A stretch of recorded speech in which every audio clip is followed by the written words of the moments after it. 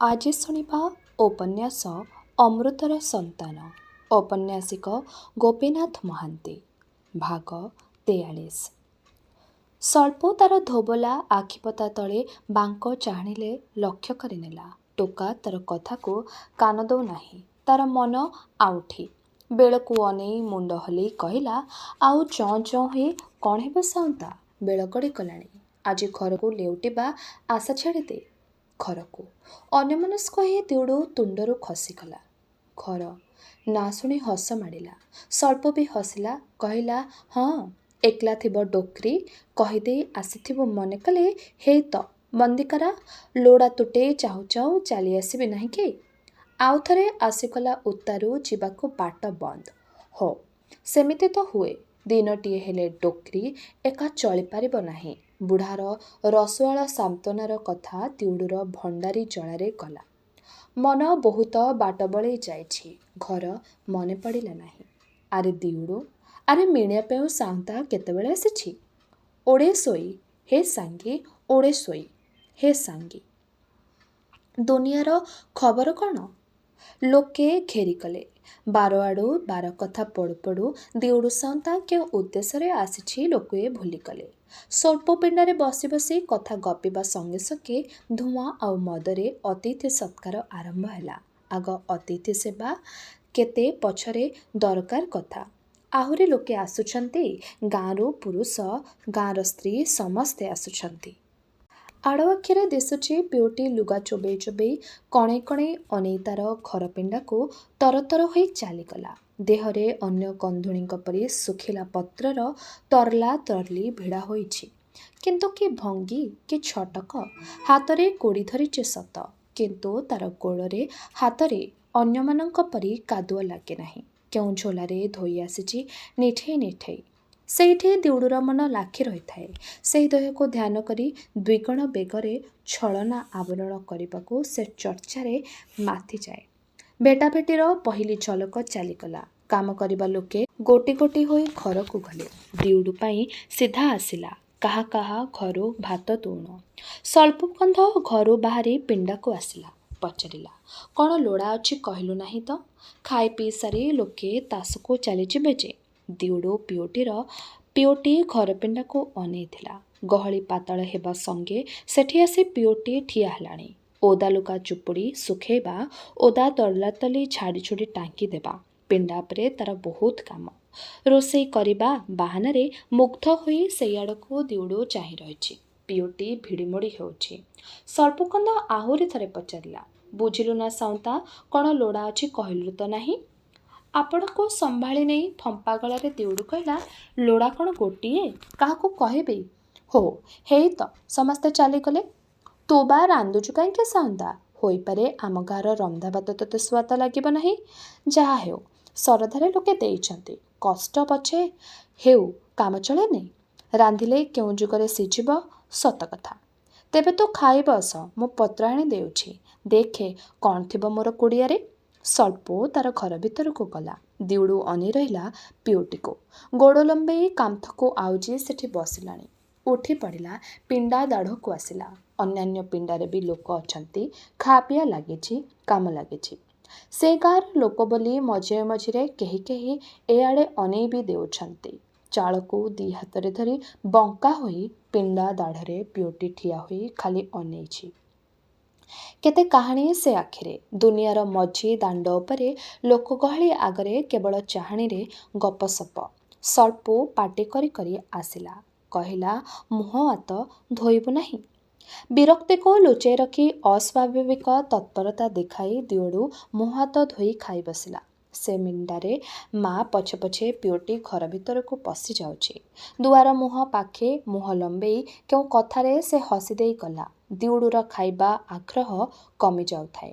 ସେଇ ଆଡ଼କୁ ସେ ଅନେଇଥାଏ। ଗୋଟାଏ ପିଣ୍ଡାରେ ପିଲାମାନେ ଭାତ ଖାଉ ଖାଉ ଦିଉଡ଼ୁ ଆଡ଼କୁ ଆଙ୍ଗୁଠି ଦେଖେଇ କ'ଣ କହୁଛନ୍ତି। ସଳ୍ପକନ୍ଧ ବିଗିଡ଼ି ଗଲା। କହିଲା, ମୋରି ଭୁଲ। ବୁଢ଼ା ହେଲି ବୋଲି ଅକଲ କୁଆଡ଼େ ହଜିଯାଇଛି। ଗୋରୁଶାଳର ତାଟି ଖଣ୍ଡେ ଆଣି ବାନ୍ଧି ଦେଇଥିଲେ ବିଚରା ନିଶ୍ଚିନ୍ତରେ ମୁଠିଏ ଖାଇଥାନ୍ତୁ। ଦେଖୁନା ଦୁଷ୍ଟ ପିଲାଗୁଡ଼ାକ କେମିତି ଗୋଳମାଳ କରୁଛନ୍ତି। ସର୍ପର ତୋଡ଼ରେ ପିଲାମାନେ ତଳକୁ ମୁହଁ ପୋତି ବସିଲେ। ଭୋଟରୁ ହୋଇ ସେମାନଙ୍କ ଉପରେ ସର୍ପକନ୍ଧ ବିରକ୍ତ ହେଉଥାଏ। ଦେଉଡ଼ୁ ଦେଖିଲା ପିଓଟିର ପିଣ୍ଡା ଖାଲି। ମଠେଇ ଖାଇ ଲାଗିଲା। ସର୍ପୁର ମନ ଭୁଲାଇବା ପାଇଁ ତାର ଆସିବାର ଗୋଟିଏ ଉଦ୍ଦେଶ୍ୟ ବୁଝେଇ ଲାଗିଲା। ଦିହଳ ଭଲ ବଳଦ କେଉଁଠି ବାଛିବାକୁ ପଡ଼ିବ, ମୋଲେଇବାକୁ ତମ ଗାଁରେ ବହୁତ ଗୋରୁ। ଆଗ୍ରହରେ ସର୍ପକନ୍ଧ ଏ ଆଲୋଚନାରେ ଯୋଗ ଦେଲା। ହସି ହସି ଆରମ୍ଭ କଲା, ଫସଲ ବିକା ପଇସା ଅଛି, ବଳଦ କାହିଁକି ନ ମିଳିବେ। ସର୍ପକନ୍ଧ ଭାବିଲା, ଏଇଥିପାଇଁ ତାହେଲେ ବରଷା ପାଖରେ ଦେଉଡ଼ୁ ସାଉତାର ଆଗମନ। ନିଜେ ନ ଆସି ଲୋକ ପଠେଇଥିଲେ ଚଳିଥାନ୍ତା, କିନ୍ତୁ ପିଲା ହୁସିଆର ଅଛି। ନିଜେ ଚାଲି ଆସିଛି, ଆଖିରେ ଦେଖି ଭାଉ ପଟେଇବା ସକାଶ ଚାଲାକ ଅଛି। ତେବେ କହନ୍ତି ମିଣିଆ ପାଇଁ ସାଉତାର ବିଷୟବୁଦ୍ଧି ନାହିଁ ବୋଲି। କିଏ କହୁଥିଲା? ଲେଞ୍ଜୁକନ୍ଧ ଆସିଲା ବେଳେ ଯେତେ କଥା କହିଥିଲା ସର୍ପୁର ମନେ ପଡ଼ିଲା।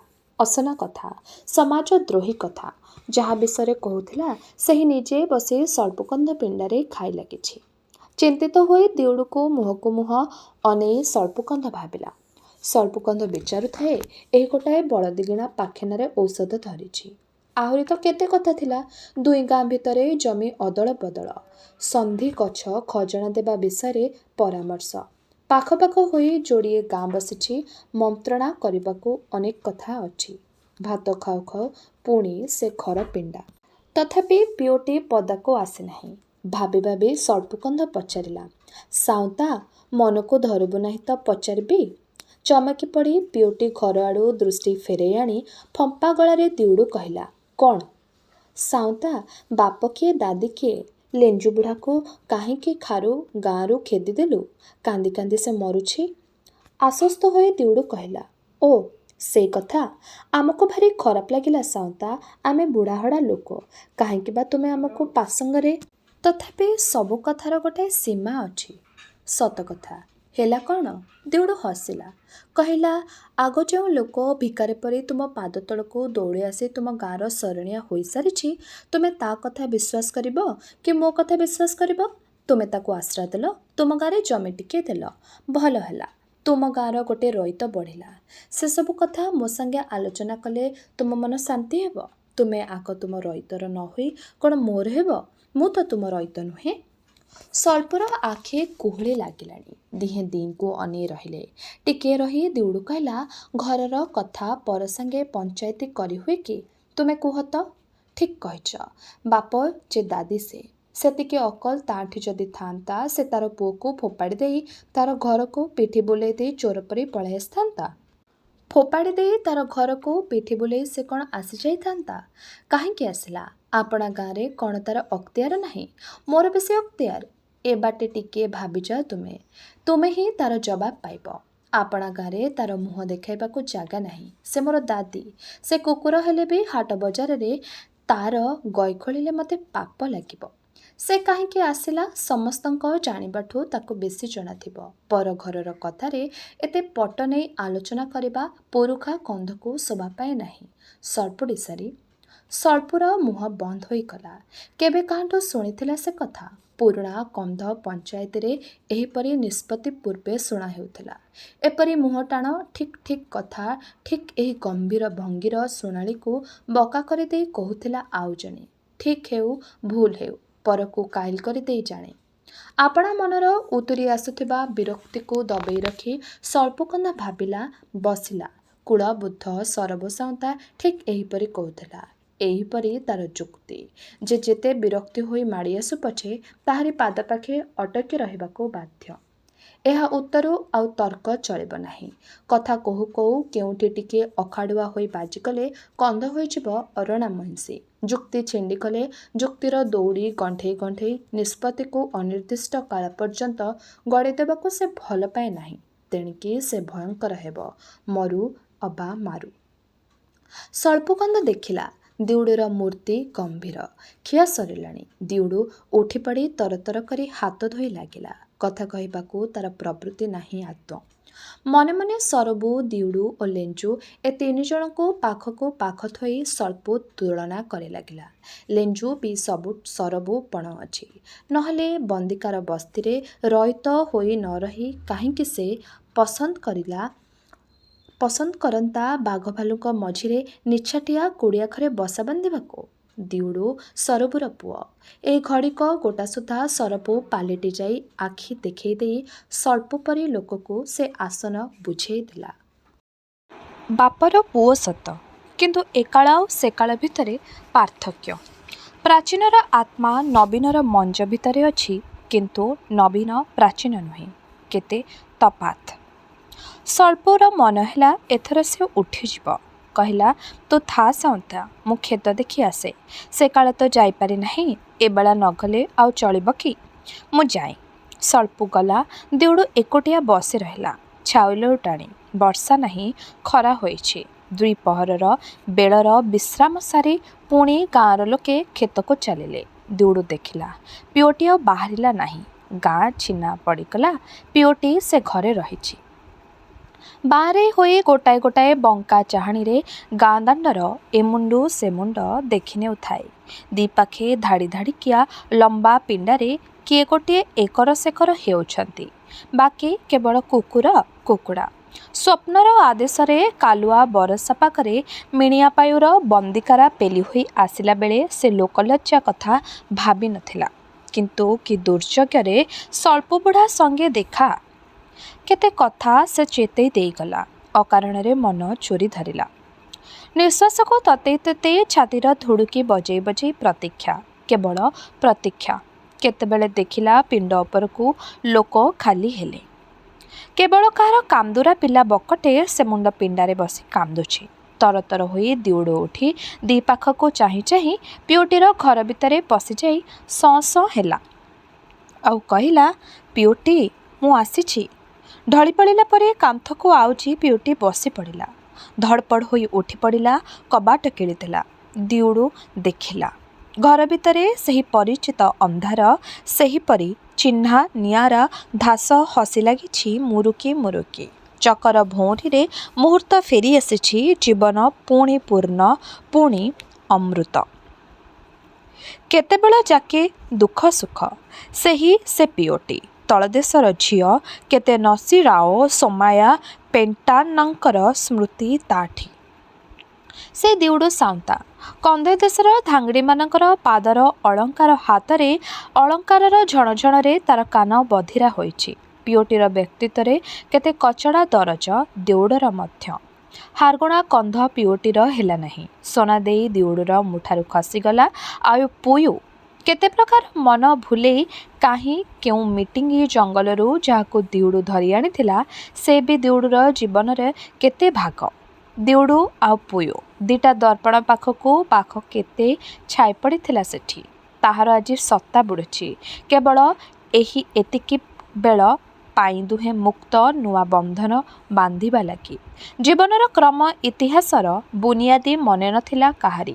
ସମାଜ ଆଉ ଭଲମନ୍ଦ ସେଗୁଡ଼ା ଭୁଲା କଥା। ଏତିକି ବେଳେ କବାଟ ବନ୍ଦ ହୋଇଛି। ବିଲୁଆ ଖୋପ ପରି ସାନ ଘରର ଚାଳ ସାନ ଘରର କାନ୍ଥ ସୀମା ଦେଇ ଥୋଇ ଦେଇଛି କେବଳ ଏତିକି ପରିକ୍ରମା। ତେଣିକି ଯାହା ଥାଉ, ଥାଇ ନଥିଲା ପରି। କେବଳ ସ୍ମରଣ ନାହିଁ। ଛାଇ ବଢ଼ିଲାଣି। ଗାଁ ଲୋକେ କାମରୁ ଲେଉଟୁଥିବେ ପରା। କିଛି ମନେ ନାହିଁ। ପିଓଟିର ମା କ'ଣ ଘର ଭିତରେ କେଉଁଠି ଶୋଇପଡ଼ିଥିଲା। ସେ ଘରୁ ଡାକିଲା, ବେଳ ହେଲା। ଝୋଲାରୁ ଯିବୁ ପରା ପିଓଟି। ଦିଉଡ଼ୁ କବାଟ ଖୋଲି ପଦାକୁ ଚାଲିଗଲା। ବାହାରେ ଖରା ନଈ ନଈ ମେଘ ଭିତରୁ ଢଳି ପଡ଼ିଛି। ଗାଁରେ କେହି କେହି ଏପାଖ ସେପାଖ ହେଉଛନ୍ତି। ଭାବିବାକୁ ଅନେକ କଥା ବାକି। ବନ୍ଦିକାର ଗାଁ ବସ୍ତିରୁ ବାହାରି ଦିଉଡ଼ୁ ବିଲ ଆଡ଼କୁ ଚାଲିଲା। ଦୂରରୁ ଦିଶୁଛି ଲୋକେ ଫେରୁଛନ୍ତି। ପାଖେ ନ କରି ଯାହାକୁ ପାରି ତାକୁ ଦିଉଡ଼ୁ ପଚାରି ବୁଝିଲା, ଭଲ ବଳଦ କାହାର ଅଛି ବିକିବାକୁ। ବିକିଲା ଭଳି ବଳଦ ଗାଁ ଭିତରେ ପ୍ରାୟ ମିଳନ୍ତି ନାହିଁ। ନିତାନ୍ତ ନିଦରବୀ ନହେଲେ କେହି ବଳଦ ବିକେ ନାହିଁ। ନାହିଁ ପଦ ଶୁଣି ଦିଉଡ଼ୁ ନିରାଶ ହେଲା ନାହିଁ। ମିଛି ମିଛିକିଆ ବଳଦ ଖୋଜୁ ଖୋଜୁ ପ୍ରକୃତରେ ମନ ବଳିଲା, ବଳଦ ହଳେ ଠାବ କଲେ ମନ୍ଦ ହୁଅନ୍ତା ନାହିଁ। ଶୋଭନାକନ୍ଦ ଫେରୁଛି। ଆସୁଛନ୍ତି ସଳ୍ପୁ, ହାରଗୁଣା, ଗାଁ ବଡ଼ ରଇତମାନେ। ବଳଦ କିଣିଲେ ଗୁଡ଼ିଆ ବା ତାସଖାଲ ଭିତରକୁ ଯାଇ ଗୋଠ ସବୁ ତଲାସିବାକୁ ପଡ଼ିବ ସାଉଁତା। ଶୋଭନା ଉପଦେଶ ଦେଲା। ଗାଁରେ ଗୋଟାଏ ଦିଟା ଦେଖିଲେ କ'ଣ ତୋର ମନକୁ ପାଇବ? ସବୁଥିକି ଦିଉଡ଼ୁର ସତ୍ ସତ୍। ହଁ ହଁ, ତା'ର ଯେତେ ପାରି ସେତେ ଉପଦେଶ ଦରକାର। ଉପଦେଶ କାହାରି ଅନିଷ୍ଟ କରେ ନାହିଁ। ଉତ୍ସାହ ଦେଖାଇ ବଳଦର କେମିତି ଶିଙ୍ଗ କେତେ ଦାନ୍ତ କିପରି କଢ଼ଣ ଦରକାର ବଖାଣି ବଖାଣି ଦିଉଡୁ ଗାଁକୁ ଫେରିଲା। କଥା ହେଲା ସୂର୍ଯ୍ୟୋଦୟ ବେଳେ ସେ ଗୁଡ଼ିଆକୁ ଯିବ, ନିଜେ ଦେଖି ବାଛି ଆସିବ। କାଲିକା ପାଇଁ ଲମ୍ବା ନିର୍ଘଣ୍ଟ। ସଞ୍ଜ ବୁଡ଼େ। ସଳ୍ପକନ୍ଧର ପିଣ୍ଡାରେ ପଙ୍ଗତ ବସିଲା। ଗପସପ ହେବାକୁ ଲୋକ ଜମିଲେ। ହାରଗୁଣା ସମତା ବସି ପଡ଼ିଲା। ଦିଉଡ଼ୁର ଭଉଣୀ ପୁବୁଲି ଆଜି ବି ତାର ମନେ ପଡ଼ୁଛି। କିନ୍ତୁ ପଦାକୁ ସେପରି ଭାବନା ସେ ଦେଖେଇ ଦେବ ନାହିଁ। ସଳ୍ପକନ୍ଧ ବସିଛି। ବୟସ ଗୁଣରେ ଲେଞ୍ଜୁବୁଢ଼ା ପ୍ରତି ତାର ସହଜ ସହାନୁଭୂତି। ଲେଞ୍ଜୁର ବର୍ଣ୍ଣନାଟା ସେ ଭୁଲି ପାରି ନାହିଁ। କିନ୍ତୁ ସେ କଥା ଆଉ ଉଠୁନାହିଁ। ସେ ବି ଭଦ୍ର। ଲୋକେ ଜାଣନ୍ତି ମିଣିଆପାଉ ସରହଦ ଭିତରକୁ ବନ୍ଦିକାରର ଗୋରୁ ଚରିବାକୁ ଗଲେ କେତେ ଗୋରୁ କୁଆଡ଼େ ଗପି ଯାଆନ୍ତି ଆଉ ମିଳନ୍ତି ନାହିଁ। କିନ୍ତୁ ସେସବୁ ଅଭିଯୋଗ ଭଦ୍ର ଆଲୋଚନାରେ ପଡ଼େ ନାହିଁ। ଅତିଥି ସତ୍କାରରେ ତ୍ରୁଟି ନାହିଁ। ଶିକାର କଟା ହୋଇଛି, ମଦ ଧୁଙ୍ଗିଆ ଆସିଛି। ଗପ ଗପୁ କେତେ ଡେରି। ମାହାଳିଆ ଭାବର ଆଦାନ ପ୍ରଦାନ। କିଏ ଜଣେ ହାଇ ମାରି ଭିଡ଼ି ମୋଡ଼ି ହୋଇ ଉଠି ପଳେଇଲା। ହାରଗୁଣା ପଦାକୁ ଅନାଇଲା, କହିଲା, ଆରେ ଏତେ ଡେରି ହୋଇଗଲା, ତୁ ଖାଇନାହୁଁ ଯେ? ହାରଗୁଣା ଡାକିଲା, ଚାଲ ମୋ ଘରେ ଶୋଇବୁ। ଦିଉଡୁ ସଳ୍ପବୁଢ଼ାକୁ ଅନାଇଲା। ସଞ୍ଜ ବୁଡ଼ୁ ବୁଡ଼ୁ କେତେ ଯତ୍ନରେ ପିଣ୍ଡାରେ ବାଉଁଶ ତାଟି ଛେକି ଦେଇ ଘର ପରି କରିଛି। ପୁଆଳ ଗଦେଇ ଅଖା ପାରି ଦେଇଛି। ନିଆଁ ଟିକିଏ କରିଛି। ଦିଉଡୁ କହିଲା, ନା, ଏଇଠି ସୁବିଧା ହେବ। ସଭା ଭାଙ୍ଗିଗଲା। ପିଓଟି ଘର ଆଗରେ ଘର ଭିତରୁ ଆଲୁଅ ଧାସ ପଡ଼ିଛି। ଦିଉଡୁ ଛକପକ ହେଉଥାଏ। ସଳ୍ପକନ୍ଧ କ'ଣ ସବୁ କହୁଛି ତାର କାନକୁ ବାଜୁ ନାହିଁ। ମୁହଁ ବୁଲେଇଲା। ସଳ୍ପକନ୍ଧ କହୁଛି, ଗାଁର ସାଉଁତା ହେଲେ କି ରାଜା ହେଲେ ବି କ'ଣ ହେଲା? ଯାହାର କୁଣିଆ ତାର ସିନା। କେମିତି ମୋ ଘରୁ ତତେ ଛିନିବାକୁ ନେବାକୁ ବସିଥିଲା ହାରଗୁଣା। ଏମିତି ଯୁଗ ଆସିଛି। ଟୋକାଗୁଡ଼ାକ ମାନମର୍ଯ୍ୟାଦା ଭୁଲି ଯାଉଛନ୍ତି। ମନା କରିଦେଲୁ। ଭଲ କଲୁ ସାଉଁତା। ଦିଉଡୁ ପ୍ରତି ତାର ସମ୍ମାନ ବଢ଼ି ଆସୁଛି। ମୁଁ ବି ତୋ ପାଖେ ଶୋଇବି, ବୁଝିଲୁ ସାଉଁତା। ଦିଉଡୁ ଚମକି ପଡ଼ିଲା। କହିଲା, ତୋର ତୁ ଯେମିତି ଯୋଉଠି ଶୋଉଛୁ ସେଇଠି ଶୋଇବୁ। ମୋର ତ କିଛି ଅସୁବିଧା ହେବ ନାହିଁ। ୟା ଗୋଟାଏ କଥା ନା, କୁଣିଆକୁ ଏକୁଟିଆ ଫୋପାଡ଼ି ଦେବି। ବିରକ୍ତ ହେଇ କିଛି ଫଳ ନାହିଁ। ଦିଉଡୁ ଭାବିଲା, ୟାର ପୁଣି କ'ଣ ଖିଆଲ ହୋଇଛି। ପୁରୁଣା ମର୍ଯ୍ୟାଦାର ଆଦର୍ଶ ଦେଖାଇବ। ସଳ୍ପ ବୁଝାଇଲା, ରାତିରେ କୁକୁର ଚୋରେଇ ଖାଇବାକୁ ବେଳେବେଳେ ଏ ଗାଁକୁ କଲରାପତ୍ରିଆ ବାଘ ଆସେ। ସେତେ ବଡ଼ ନୁହେଁ, ସାନ ବାଘ। ଦିଉଡୁ ସାନ୍ତ୍ୱନା ପାଇଲା। ରାତିରେ ଦାଣ୍ଡରେ ବୁଲିଲେ କୁକୁର ଗୋଳମାଳ କରିବା ଆଶଙ୍କା ନାହିଁ। ପିଣ୍ଡାରେ ଦୁହେଁ ଖିଆପିଆ କଲେ। ଦିଉଡୁର ବିଛଣା ପାଖରେ ସଳ୍ପ ବି ତାର ବିଛଣା ସଜେଇ ଦେଲା। ଦାଣ୍ଡ ଉପରେ ଗୋଟିଏ ଗୋଟିଏ ଘରୁ ଆଲୁଅର ଧାସ ନିଭି ନିଭି ଗଲା। କବାଟ ପଡ଼ିଲା। ସଳ୍ପ ଶୋଇଲା। ଦିଉଡୁ ଶୋଇଲା। ଦିଉଡୁ ସାଉଁତା ଗାଲେଇ ପଡ଼ି ଖାଲି ସଳ୍ପର ନିଶ୍ୱାସ ଶୁଣୁଥାଏ। ତୀକ୍ଷ୍ଣ ମନୋନିବେଶ କରିଥାଏ। ଗୋଟାଏ ବୁଢ଼ା ଲୋକ ବିଷୟରେ ଏତେ ନିଘା କରି ଏତେ ସମୟ ଭାବି ରହିବା ଏଇ ତାର ପ୍ରଥମ। ଜୋକ ପରି ଲାଗି ରହିଥିଲା ବସିଲାଠୁଁ ଯେ ସତେଜ ଶୋଇଲା ପର୍ଯ୍ୟନ୍ତ। ବେଳୁବେଳ ତାର ନିଶ୍ୱାସ ହେଲାଣି ଘୁଙ୍ଗୁଡ଼ି। ଚାରିଆଡ଼ ନିଶବ୍ଦ ପଡ଼ି ଆସୁଛି। କବାଟ ପଡ଼ିବାର ଶବ୍ଦ ବି ଆଉ ଶୁଭୁ ନାହିଁ। କେଉଁଠୁ ଗୋଟି ଗୋଟିକିଆ କୁକୁର ଡରି ଡରି ବୋବଉଛନ୍ତି। ରାତିର କୋକ୍ରି ଚଢ଼େଇ ଘଡ଼ିକେ ପହରକେ ଦୂରରୁ କାନ୍ଦୁଛି। ଦିଉଡୁ ଥରେ ଉଠି ଠିଆ ହେଲା। ପୁଆଳ ଖସ ଖସ ଡାକିଲା। ସଳ୍ପବୁଢ଼ାର ଘୁଙ୍ଗୁଡ଼ିର ତାଳ ବିଗିଡ଼ି ଗଲା। ଗୋଟାଏ ଗୋଟାଏ ଘୁଙ୍ଗୁଡ଼ି ଜାଗାରେ ଫଁ ଫଁ ଦୀର୍ଘଶ୍ୱାସ। ମନେ ମନେ ତାକୁ ଗଣ୍ଡୁପାଟାକାର ବୋଲି ଗାଳି ଦେଇ ଦିଉଡୁ ପୁଣି ଶୋଇପଡ଼ିଲା। ଏ ଲୋକର ନିଦ ପତଳା କି ବହଳ ସେ ଜାଣେ ନାହିଁ। ଆଶଙ୍କାରେ ସମୟ ଚାଲି ଯାଉଛି। ବିଲୁଆ ବୋବେଇଲେ। କିଛି ସମୟ ପରେ ଜହ୍ନଆଲୁଅ ପଡ଼ିଲା। ସଳ୍ପକୁ ଧ୍ୟାନ କରି ଯିବି କି ନ ଯିବି ଭାବି ଦିଉଡୁ ଛଟପଟ ହେଉଥାଏ। ହୋସ୍ ଆସିଲା। କେଡ଼େ ଓଲୁ ସେ। ସଳ୍ପୁର ଯଦିବା ନିଦ ଭାଙ୍ଗିବ କହିଦେଇ ହେବ ନାହିଁ ସେ ପଦାକୁ ଯାଇଥିଲା ବୋଲି। ବାଧା ପାଇ ଉତ୍କଣ୍ଠାରେ ପଡ଼ି ଅତି ସାଧାରଣ କଥାଗୁଡ଼ାକ ବି ଭୁଲି ହୋଇ ଯାଉଛି। ଜାଣି ଜାଣି ପୁଆଳ ଖସ ଖସ କରି ଦୁମ୍ ଦୁମ୍ ହୋଇ ଦିଉଡୁ ପଦାକୁ ଗଲା। ସଳ୍ପକୁ ନିଘୋଡ଼ ନିଦ ଘୁଙ୍ଗୁଡ଼ି ସମାନ ତାଳର। ଦୁଆରେ ଠିଆ ହୋଇ ଚାରିଆଡ଼କୁ ନିଘା କଲା। କେହି କୁଆଡ଼େ ଦିଶୁନାହିଁ। ପାଣିଚିଆ ଜହ୍ନ ଆଲୁଅ ସଙ୍ଗେ ସଙ୍ଗେ କଳା ବଉଦର ଛାଇ ପଡ଼ିଛି ଘର ସବୁ ଭୂତଖାନା ପରି। ପିଓଟିର କୁଡ଼ିଆକୁ ଅନେଇ ଛାତି ଦମ୍ ଦମ୍ ହେଲା। ବାଉଳା ହୋଇ ନିଦରେ ଚାଲିଲା ପରି ଦିଉଡୁ ଚାଲିଗଲା। କବାଟ ଖୋଲା ଅଛି। ପିଓଟି ପିଓଟି ଶୋଇଲାଣି। ଆସ। ଦିଓଡ଼ି ଚମକି ପଡ଼ିଲା। ଅନ୍ଧାରରେ ତୁନି ତୁନି କହୁଛି ନିଦୁଆ ନିଦୁଆ କାହାର ଏ ସ୍ୱର? ବୁଲି ପଡ଼ି ଦୁଆର ମୁହଁ କତିକି ଫେରି ଆସୁଥିଲା ପୁଣି। ରହ, କାହିଁକି ଚାଲି ଯାଉଛ? ଶୀତ କରି ଆସୁଥାଏ। ଛାତି ଥଣ୍ଡା ପଦାରେ ଏ ଏଡ଼େ ଶୂନଶାନ। ପୁଣି ସେହି ସ୍ୱର। କାନ୍ଥରୁ କି ଚାଳରୁ କିଏ କହୁଛି? ମନ କଥା ଜବାବ ଆସିଲା, ମୁଁ ପିଓଟିର ମା। ରହ, ନିଆଁ ଫୁଙ୍କି ଦିଏ। ଦିଉଡୁ ଶାନ୍ତ ହେଲା। ପୁଣି ଚାହୁଁ ଚାହୁଁ ସବୁଯାକ ଲାଜ ମାଡ଼ି ଆସିଲା ତାକୁ। ଡର ହେଲା ବୁଢ଼ୀ କ'ଣ କହିବ। ଚୁଲି ଫୁଙ୍କି ଫୁଙ୍କି ବୁଢ଼ୀ ନିଆଁ ଚାଳିଲା। ଆଦେଶ ଦେଲା, କବାଟ ଆଉଜେଇ ଦିଅ, ବସ। ଦିଶୁଥାଏ ଚୁଲି ପାଖେ ପିଓଟି ଶୋଇଛି। ବାରମ୍ବାର ଆଖି ନିଆଁ ଆଡ଼କୁ ଖେଳି ଯାଉଥାଏ। ବୁଢ଼ୀ ମୁଣ୍ଡରେ ଓଢ଼ଣା ପକେଇ ଠିଆ ହୋଇ ରହିଛି, କିଛି କହୁନାହିଁ। ପଚାରିବାକୁ ଦିଉଡୁକୁ କଥା ଆସୁନାହିଁ। କେତେବେଳ ପରେ ଯାଇ ଯୁଗେ ପରି ଲାଗୁଥାଏ। ବୁଢ଼ୀ କହିଲା, ତୁମର ପିଲାଛୁଆ କେଇଟି? ଦିଉଡୁ ଜବାବ ଦେଲା। ବୁଢ଼ୀ କହିଲା, ତୁମ ସାଙ୍ଗରେ ଯିବ ବୋଲି ମୋର ଝିଅ ନାଚୁଛି। ତୁମେ କ'ଣ ତାକୁ ବିଭା ହେବ? ମୁଣ୍ଡେ ହଲେଇ ଦିଉଡୁ ବୁଝାଇଲା, ହଁ, ଏତିକି ମୋର ସବୁ। ମାଇକିନିଆ ଝିଅ ନିଆଁ ପରି।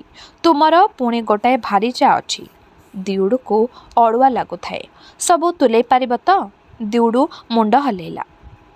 ଦେଖ ହୁସିଆର, ମୋ ଝୁଅ ଦହଗଞ୍ଜ ହେବ ନାହିଁ ତ? ଦୃଢ଼ ଭାବେ ଦିଉଡୁ କହିଲା, କଦାପି ନୁହେଁ। ତୁମେ ମୋତେ କଥା ଦେଉଛ? ଏ ନିଆଁ ସାକ୍ଷୀ ରହିଲା। ନହେଲେ ଏ ବୁଢ଼ୀଟାର ଅଶ୍ରୁ ତମରି ଉପରେ ପଡ଼ିବ, ତୁମେ ଜାଣ। କହିଦେଇ ପିଓଟିର ମା କ'ଣ ଘରକୁ ଚାଲିଗଲା। ଦିଉଡୁ କାବା ହୋଇ ରହିଲା। ଚମକି ପାରିଲା ନାହିଁ। ଏ କ'ଣ ଶୁଣୁଛି? ଏ କ'ଣ ଦେଖୁଛି? ନିଆଁ ନିଭି ନିଭି ଆସିଲାଣି। ଚୁଲି ପାଖେ ନିଘୋଡ଼ ନିଦରେ ପିଓଟି ଶୋଇଛି। କଣ ଘରୁ ଅନ୍ଧାର ଭିତରୁ ବୁଢ଼ୀଟାର କାନ୍ଦଣା ଶୁଭୁଛି। କେତେ କାନ୍ଦୁଛି ପିଓଟିର ମା ମୌନ ହୋଇ। ସେହି ଦୃଶ୍ୟକୁ ଦିଉଡୁ କଳ୍ପନା କରି ନେଉଥାଏ। ଛାଇପରି ବୁଢ଼ୀଟାଏ କେବେ ଦିନେ ଆସି ଠିଆ ହୋଇ ନାହିଁ ତାର ଆଉ ପିଓଟିର ମଝିରେ। ଆକଟ କରି ନାହିଁ। କେହି ନୋହିଲା ପରି ଜାଣିକି ନ ଜାଣି ଆଡ଼େ ହୋଇ ଚଳିଛି ସୁଅ ତୋଡ଼ରୁ। କ'ଣ ଘୋଟିଛି ତାକୁ ଆଜି? ଅନ୍ଧାରୀ କାନ୍ଦଣାରେ ତାର ଆତ୍ମନିବେଦନ। ରାତି ଆସି କେତେ ହେଲାଣି? ମୂଷାଟିଏ ଖୁଡ୍ କିନା ନାହିଁ। ୟା ଆଖିକି ନିଦ ନାହିଁ ଯେ ଆସିବ ବୋଲି ଛକି ବସିଥିଲା। ମୁଣ୍ଡ ଭ୍ରମିଗଲା। ମୋହର ଜାଲ ହୁଗୁଳା ହୋଇ ଫିଟି ଆସିଲା। ଆତ୍ମରକ୍ଷାମୂଳକ କର୍ତ୍ତବ୍ୟର ଚିନ୍ତା ଭାବି ବସିଲା। ସତେ ତ ଦୁନିଆରେ ହାଉ ହାଉ ଲାଗିବ। ଛାତିରେ ବଜ୍ର ପାହାର ଖାଇ ପୁୟୁ ବି ଛାଡ଼ିଦେଇ ଚାଲିଯିବ। ସେ ଘରୁ ବୁଢ଼ୀର କଇଁ ଉଠି ଲାଗିଛି। ମୁଣ୍ଡ ଭିତରେ ଏ ଝିମଝିମ କାହିଁକି? କେମିତି ଚାରିଆଡ଼ୁ କେବଳ କାନ୍ଦଣାର ପ୍ରତିଧ୍ୱନି। ପୁୟୁ ଚାଲିଯାଉଛି। କ'ଣ ତାର ଅପରାଧ? ଯେତେ ଦବେଇଲେ ଛାତିର କେଉଁଠି ଫମ୍ପା ହୋଇ ଅରାଏ ଖାଲି ଧକ ଧକ କରୁଛି। ଚାରିଆଡ଼େ କାନ୍ଦୁରା ଆଉ ଓଦା କେବଳ ନୈରାଶ୍ୟ। ତୋଫାନ ଉଠିଲା ପରା। ଦୂର ବଣର ଶଙ୍ଖି ମୋଡ଼ି ଦେଇ ବିକଳ କାନ୍ଦଣା ଉଠେଇ ଶୀତୁଆ ପବନ। ଅନ୍ଧାର ସବୁ ଲୋପ ହୋଇଯାଇଛି। ଗୋଟାଏ ଜୀବନର ସବୁ ଅନୁଭୂତି ଚିପୁଡ଼ି ନେଇ ଝାଡ଼ିଝୁଡ଼ି ନେଇ ପୁୟୁ ଚାଲିଯାଉଛି। ହାକିନା ନିର୍ଦ୍ଦୋଷ ଅବୋଧ ପିଲା। କୁଳର ସାନବତୀଟି, ସେ ବି ଯିବ। ଭାବୁ ଭାବୁ ରାହା ମିଳୁନାହିଁ। ବୁଢ଼ୀଟା କାନ୍ଦୁଛି। ମନ ସାନ୍ତ୍ୱନା ଘେନୁନାହିଁ। ସେ ଭୁଲ କରିଛି। ବେଳ ଜଣାପଡ଼ୁନାହିଁ। କେତେବେଳୁ ସବୁ ତୁନି ପଡ଼ି ଗଲାଣି। ଦିଉଡୁର ହୋସ ହେଲା। ବୁଢ଼ାର ସୋର ଶବ୍ଦ ନାହିଁ। ଚେଇଁ ଉଠି ଦିଉଡ଼ି କବାଟ ଖୋଲି ପଦାକୁ ଆସିଲା। ପିଣ୍ଡା ଉପରେ ଛାଇରେ ଯାଇ ବସିଲା। ସବୁ ନିଶ୍ଚଳ। ଭାରି ଥଣ୍ଡା। ଦାଣ୍ଡ ଦୁଆରେ କାବ କାବରିଆ ଜହ୍ନ ଆଲୁଅ ଦଲଦଲିଆ ମାଟି ଉପରେ। ଆପଣାକୁ ଅନ୍ଧାରରେ ଛପେଇ ଦେଇ ଆଲୁଅକୁ ଚାହିଁ ସାତପାଚଟି ହେବାକୁ ଭାବନା। ଗୋଟାକ ପରେ ଗୋଟାଏ। ଆସ୍ତେ ଆସ୍ତେ ପୁଣି ଦେହ ଉଷୁମେଇ ଆସିଲା। ପୁଣି ନିଶାର ଝଡ଼ି ଗଦା ଗଦା ହୋଇପଡ଼ିଲା ନୁଆଁଣିଆ ଅନ୍ଧାରୁଆ ଓଳି ତଳକୁ। ଛାଉଁ ଛାଉଁଆ ଶୀତଳ ରାତି। ଜହ୍ନ ଆଉ ବଉଦର ନିଃଶବ୍ଦ କିମିଆ। ଦୁଆର ମୁହଁ ମେଲା ଅଛି। ଭିତରେ ଶୋଇଛି ପିଓଟି। ଦିଉଡୁ ଉଠି ବୁଲାଚଲା କଲା। କେତେଥର ଦୁଆର ମୁହଁକୁ ଯାଇ ଚୋରେଇ ଅନଉ ଟିପେଇ ଟିପେଇ ଆପଣା ଭୁଲା ହୋଇ ଘର ଭିତରକୁ ସେ ମୋହିଗଲା। ଚୁଲି ପାଖ ଅଳ୍ପ ହଲ୍ଲୋଳ ହୋଇଛି। ପିଓଟି ଶୋଇଛି। କତିରେ ନିଆଁ ଧାସ। ପିଓଟି ନିଦ ଭୋଳରେ ଭିଡ଼ିମୋଡ଼ି ହେଲା। ଟାଣି ହୋଇ ଚାଲିଲା ଦିଉଡୁ। ଚୁଲି ଫୁଙ୍କିବାକୁ ଯାଇ ପିଓଟିର କାନ ପାଖେ ଥିରି ଥିରି ଫୁଙ୍କି ଲାଗିଲା। ପିଓଟି ଉଠ୍। ବାରମ୍ବାର ହଲେଇଲା। ଯା। ସବୁ ଦୁର୍ବଳତା ଉଡ଼ି ଚାଲିଗଲା। ଏତେ ବାଟ ଆଗେଇ ଆସି ନାହିଁ କାହିଁକି ବକା ହୋଇ ଅପେକ୍ଷା କରିଥିଲା ସେ? ଉଠ ଉଠ ପିଓଟି। ନିଦ ଭୋଳରେ ତେଲୁଗୁ ଭାଷାରେ ପିଓଟି ଗେହ୍ଲେଇ ଗେହ୍ଲେଇ ବିଳିବିଳେଇଲା। ଏଉଁରାଓ କିଏ? ତାର ସ୍ୱପ୍ନର ସେହି ତଳଦେଶ। ଗହୀର ନିଛାଟିଆ ପୋଖରୀ ହୁଡ଼ାରେ ଗୋଟା ଗୋଟା ହୋଇ ଡେଙ୍ଗା ନଡ଼ିଆ ଗଛ ଠିଆ ହୋଇଛି। ବାହୁଙ୍ଗାରେ ଜହ୍ନ ଆଲୁଅ ଲାଗିଛି, ପବନ ଧରିଛି। ଗଛ ଦୋହଲି ଲାଗିଛି ଆସ୍ତେ ଆସ୍ତେ। ତେବେ ଏଇଠାରେ ଶେଷ ହେଲା ଔପନ୍ୟାସିକ ଗୋପୀନାଥ ମହାନ୍ତିଙ୍କର ଉପନ୍ୟାସ ଅମୃତର ସନ୍ତାନର ଏହି ଭାଗଟି। ଆଗାମୀ ଅଧ୍ୟାୟରେ ଏହି ଉପନ୍ୟାସଟିର ବାକି ଅଂଶଗୁଡ଼ିକୁ ଆମେ ଶୁଣିବା। ରହିଲି, ନମସ୍କାର।